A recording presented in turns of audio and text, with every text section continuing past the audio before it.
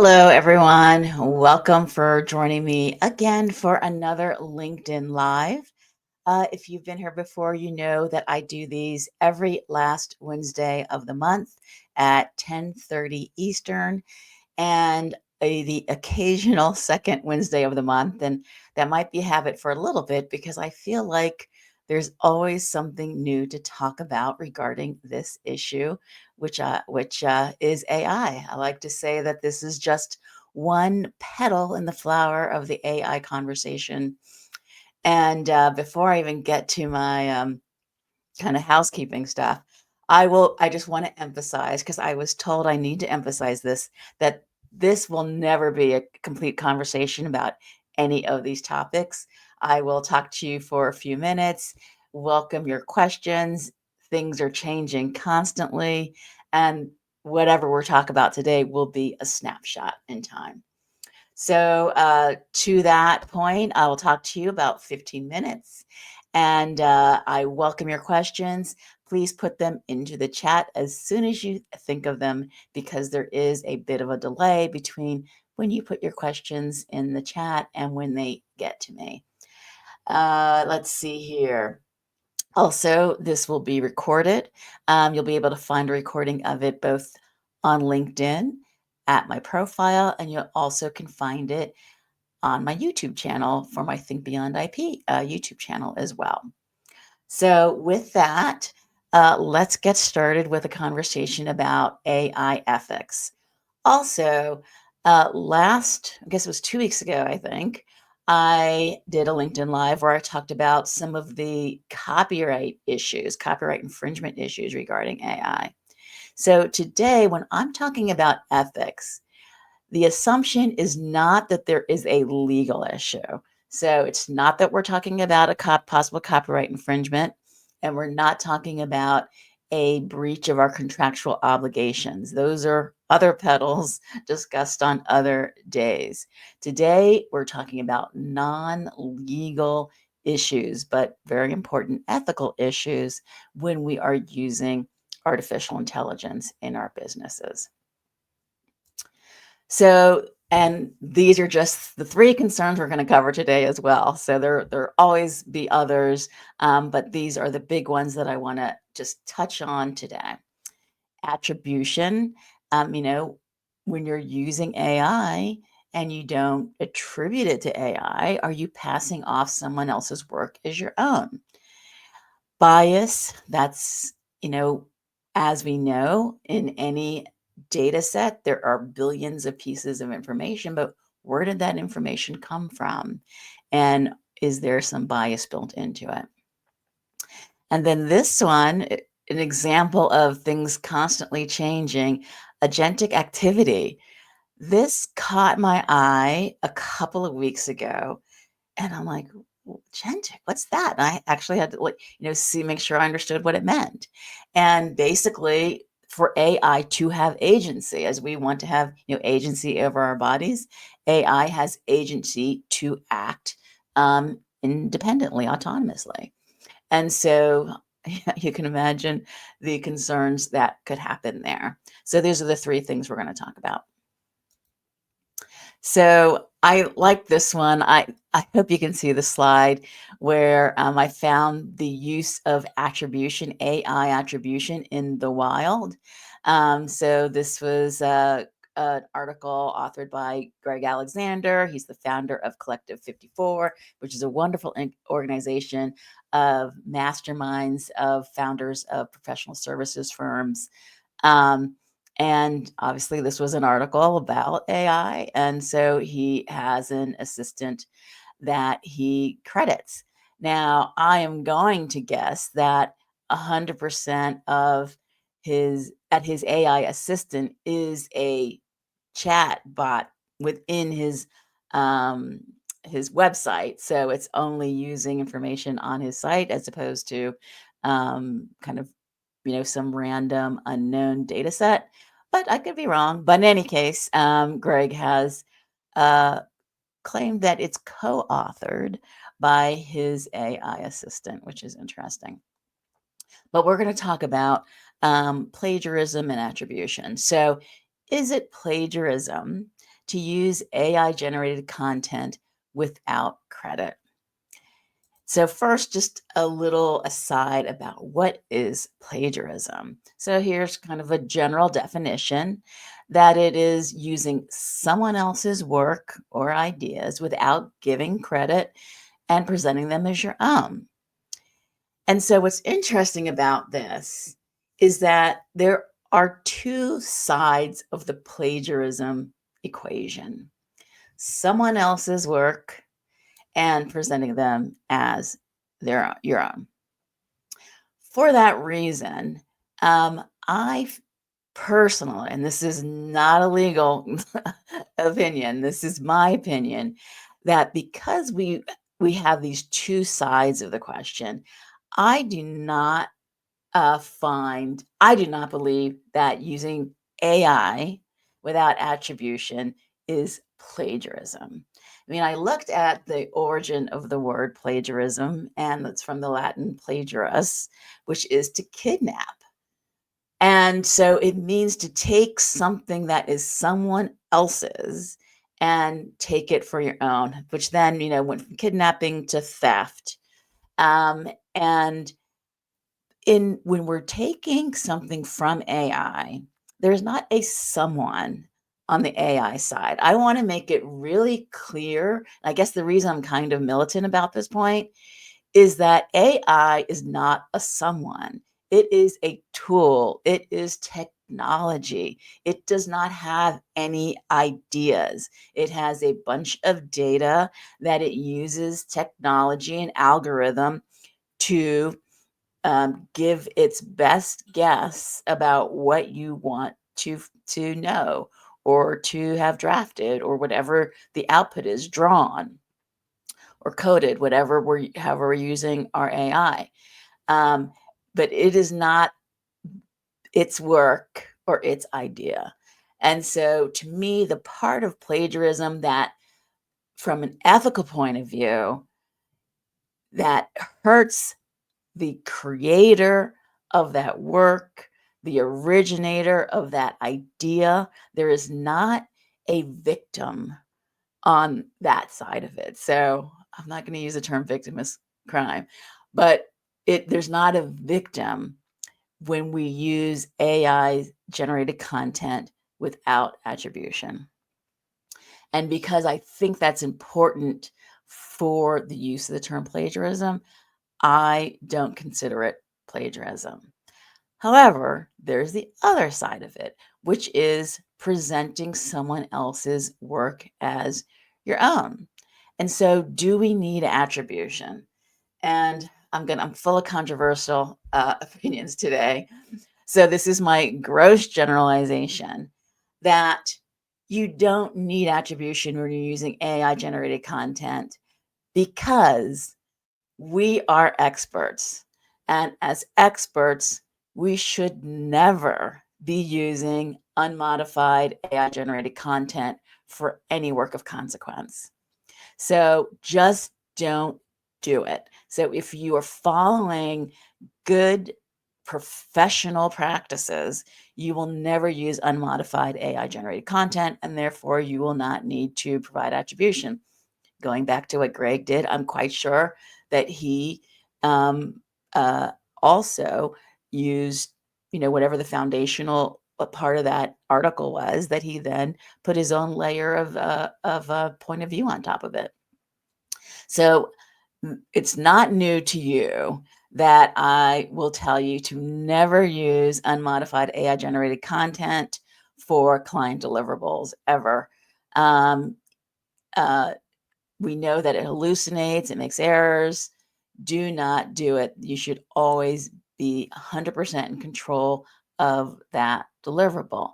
On the legal side, uh, more and more lawyers are using AI tools to do client review or to draft briefs. And the rule is that you treat that AI output like the output from a junior associate. You do not just thank you and file it with the court, or thank you, send it over to the client. And that is what you should be doing as well.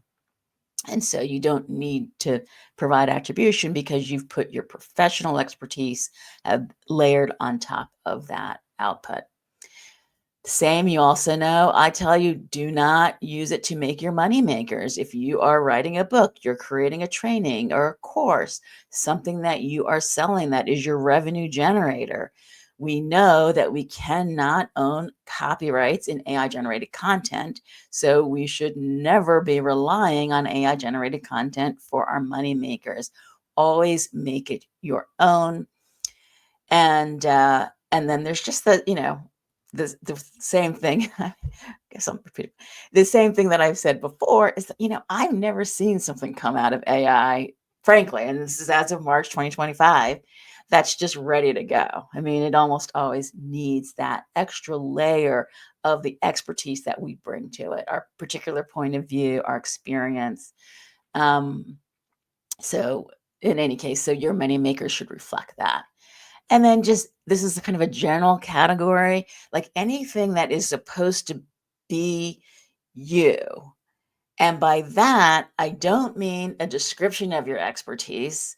So I'm going to, that would fall under our next category here. Our websites, if we can have an entire website written by AI, we don't need to attribute it because that's not, as a lawyer, like my website isn't, who I am. It's just a description of some of the work I've done, some of the people I've worked with, some of the conversations I've had. It's not me, right? And so we want to be careful. We should never use it for that.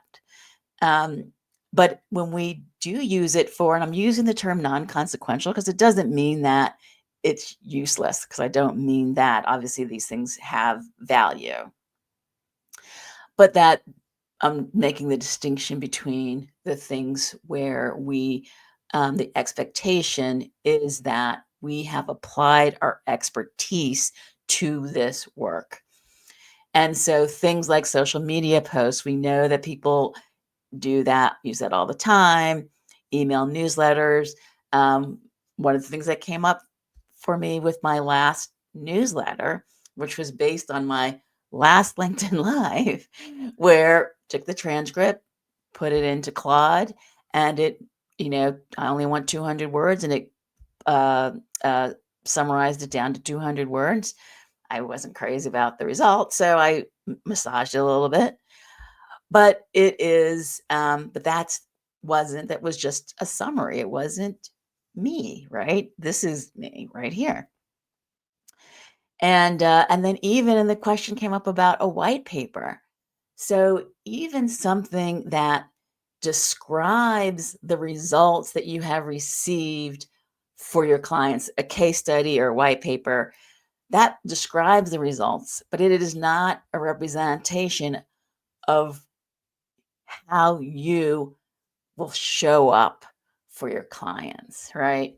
And so, so long as that white paper in this instance, or any of the post or the newsletter, so long as they are true and accurate representations of your expertise. So you're not using AI to create a white paper to present knowledge that you actually don't have. Obviously, that would but you shouldn't even do that with attribution. You just shouldn't do that. That's a whole different level of being unethical. But for when we're using something that we have traditionally used copywriters for, attribution, in my opinion, is not required. All right. So I took a lot of time with that one. So let's talk about bias. And so again, where's that training data coming from? Billions of points of data scraped from the internet. Who knows what's in there? Very famous example is a survey of, a number of times that AI was asked to generate, I think it was, I can't remember the name. Mid-Journey. I could be wrong about that. to create an image of a CEO, and 95% of the time it was a white male. And so we want to make sure that we understand when we're asking questions of AI that we're just not taking it 100% at face value, that we have to look behind it and we need to confirm it, right? I want to share an example that I experienced. And speaking of things, changing all the time, that this may be different than it was literally 2 weeks ago when this happened to me. But I was using Claude and I asked it something, and I should have remembered this before I got on, that what happened in 2025.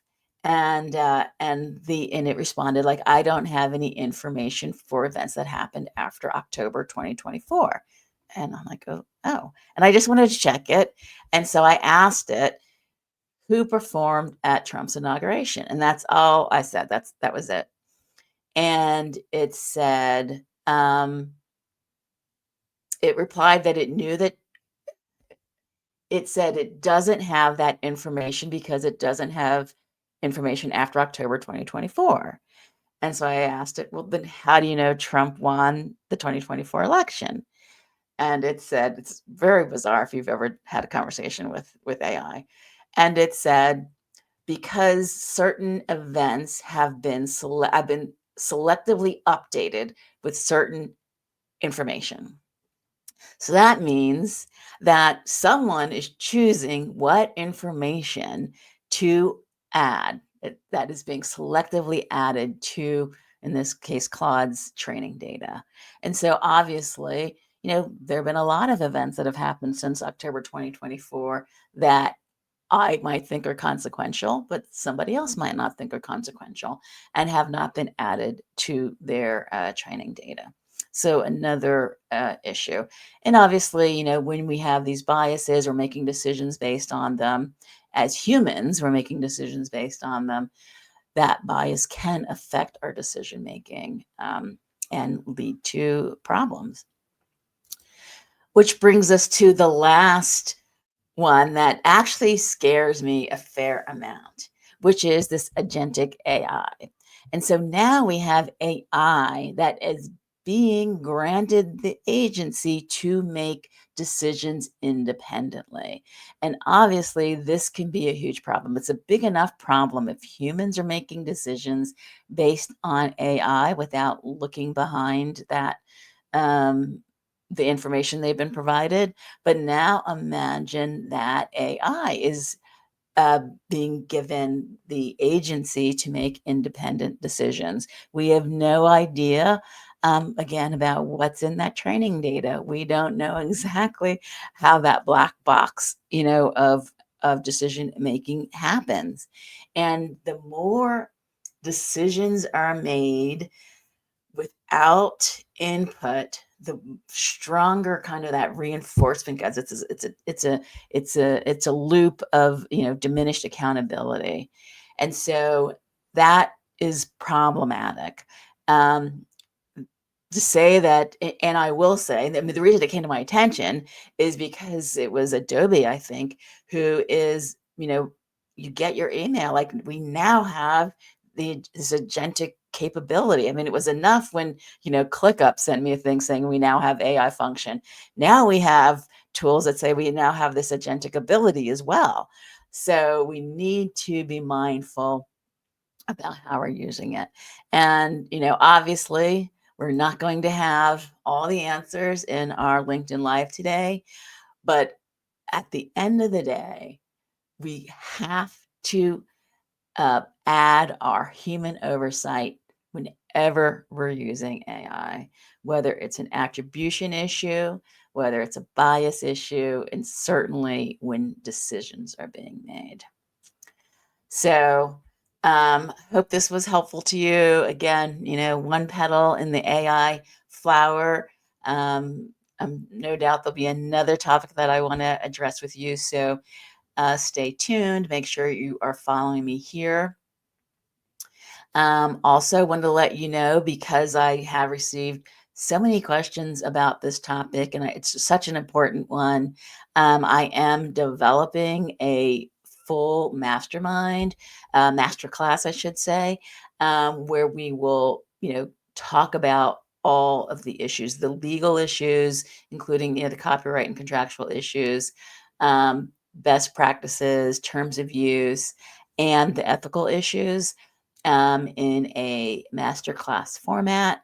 And so if you are interested in finding out more, please use this link to sign up for the wait list. And so as soon as it launches, I'll make sure you find out about it.